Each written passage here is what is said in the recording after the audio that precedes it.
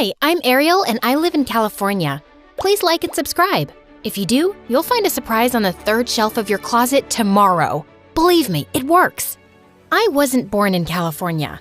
For most of my childhood, I lived in a small town where everyone knew everyone. I wasn't popular, but I was friendly and loved my life. It was perfect, except for one little thing. My mom was obsessed with making me a star. Wear pink, it brings your eyes out. But I like black, Mom. It's a cool color, and I even have matching shoes. You do as I say, or I won't allow you to play at all. She tried everything, like putting me in the most adorable kid contests and posting me all over social media. I never won anything, but that never stopped her. She made me sing, but I was so bad that my instructor quit after my second lesson. I tried learning a musical instrument, but that only led to me being banned from music class. When I turned 12, she pushed me to become a ballet dancer so I could get the solo in the Nutcracker. Even though I had 2 left feet, I tried my best to make her happy. Mom, this is so difficult and my feet are killing me. Oh, come on. You're not trying hard enough. Don't you want to be the best, Ariel? The most famous person on the planet? Yes, Mom. Then try till you can. Here, take this. This will always remind you to be strong and determined. I looked at the bracelet with a massive picture of Mom, and while I thought it was kinda creepy, I wore it because I didn't want to disappoint her. That evening, I practiced till I tripped and hurt my ankle. I couldn't dance and had to walk on crutches for days. It was embarrassing, but I'd do anything to make my mother proud. While Mom was crazy, Dad wanted me to be what made me happy. They fought about it a lot, which only made me more miserable.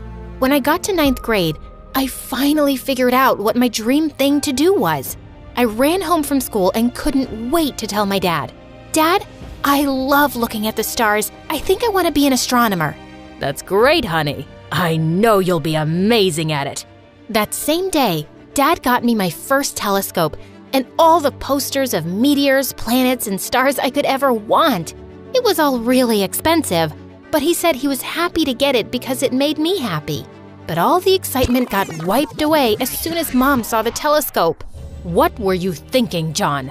She won't become famous by looking at planets. There are so many other things you could have gotten her and you chose this? You're hurting her. Don't you see that? She's just a kid and you've loaded her with dumb expectations. Mom and Dad fought a lot, and the following day, Dad left. I was hurt to see how upset Mom was. This was all my fault. My mom just wanted the best for me, and I couldn't get anything right.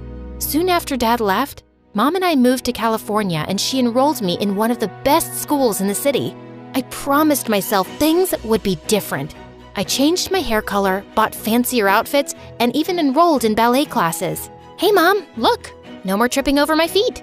That's nice, dear, but just not tripping over your feet isn't star ballerina material. Do you remember that little Nutcracker incident? I want you to focus on yourself so you won't humiliate me like that again. You're right, Mom. No more loose ends. I'll be my best version.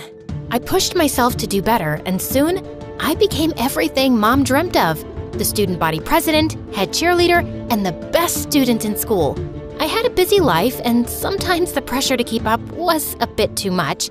But then I saw how proud Mom was, and everything felt better. One day during cheer practice, my best friend Maisie and I were performing cartwheels, but we just weren't getting it right. When suddenly, I was interrupted by Declan, the smartest guy in the whole school. You're doing it wrong. Really? Then show us the right way. Suddenly, Declan put his books aside and did the most amazing cartwheel and backflip. I was blown away. And that's how you land the perfect flip. Wow, I could have never guessed a nerd would be so, what's the right word? Flexible? You don't know a lot of things. Like what? Like, I've had the biggest crush on you and would love to take you out on a date. Suddenly, I felt my cheeks on fire. Declan was a nerd, and although he was cute, I didn't know if we were a good match. Think about it. You know where to find me. Declan walked away, and Macy jumped on me with excitement. I could see the sparks fly. You should totally go for it. He's kinda cute. You think? Mom would never allow me to date a geek. Forget about your mom for once and just do what you really like. And for the love of God, take that hideous bracelet off your wrist. No way. Mom would kill me if I took it off. And I'll think about the date. I didn't think. I called Declan the moment I reached home, and the next day, we went out. He was fun and cute, and I had a great time. For weeks after that, we went out on several more dates, till he asked me out and we became an official couple. Things were fine, till one day the school announced the annual cheerleading competition, and I was selected as the team representative. I was constantly practicing at school and at home. Mom made me practice extra hours. One day before the competition, Mom was teaching me a few moves, but I was tired to the bone. Your formations aren't good enough. You know what you need? A good energy drink. No, Mom, can I please go to bed now? Mom agreed. I went to bed, but a few seconds later, Declan texted me that he was outside of my place. I sneaked out and found him standing with my favorite ice cream. Oh, you're the best. The best! I know you needed that. You've been practicing too hard. Yeah, try telling my mom that. Declan and I spoke for a few minutes and he kissed me goodnight. But when I went inside, I saw my mom fuming. I thought you were too tired to practice, but here you are eating useless calories and being blind in love. It's not like that, Mom. He just came for a few minutes to surprise me, and he's a nice guy. You need to focus, and all this love and drama will only mess with your brain. Gosh, you're such a kid, Ariel. It made me sad to see Mom being so angry, but I didn't want to make things messy, so I simply nodded and went up to bed. I woke up extremely exhausted the next day, but I felt confident and decided to focus my energy on the right thing. I was excited to show off my new cheer that I'd come up with. My mother waved at me and pointed to my mouth. I could read her lips. Smile big. I'm recording this for your portfolio. I smiled as wide as I could and started to lead the other cheerleaders. The crowd was going wild, and even my mother and Declan were cheering for me. I got all the way to the top of the pyramid when I felt my heart beating as if it would pop out of my chest. I started to feel wobbly. Are you okay, Ariel? Yes, I'm just perfect. I wasn't. And the last thing I remember was tumbling from the top of the pyramid and the sound of the ambulance.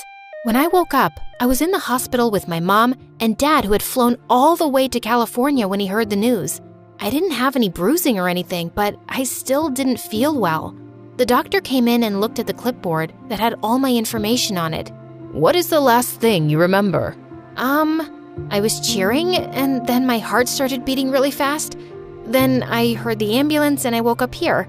Did I fall? Great, I ruined everything, didn't I? The doctor said that I'd fainted because of dehydration, exhaustion, and stress. He said that I needed to slow down and rest for a few days or I would get sick again. I was so shocked. I had no idea that stress could make someone sick. Before I could say anything, though, my mom made this loud scoff. Please, that is totally nonsense. When I was her age, I had twice the workload she does, and nothing like this ever happened. Ariel is going to be a star one day, and stars don't burn out. If she wants that, then she has to work harder and get used to a hectic schedule. My dad looked like he was ready to blow a gasket, but I beat him to it. I can't believe you! I'm in a hospital bed and you still won't quit. I left my passion and did everything you asked me to, but nothing's working anymore. I'm tired and exhausted, Mom. I don't want to be famous or perfect. I just want to be me. Why can't you love me for me? Oh, don't be so dramatic now. You know this is all just a phase. We'll be out of here soon and you'll be just fine. Mom tried to help me up, but I shrugged her away. Just leave, Mom. Seriously. Also, take this stupid thing with you. It makes me feel like I've lost myself to make you happy. I couldn't stop crying after Mom left. I spent another week in the hospital and got a lot of rest. Dad visited me a lot, but my mom never came back. It made me sad because all I wanted to do was tell her I was sorry for yelling at her. My dad dropped me off at home and promised that he would see me again before he left. But just as I unlocked the door, I saw Mom running toward me, and all the trauma came rushing back. On second thoughts, Dad, can you please take me with you? I can't stay with Mom and live up to her crazy expectations anymore. I want to live my life the way I want to.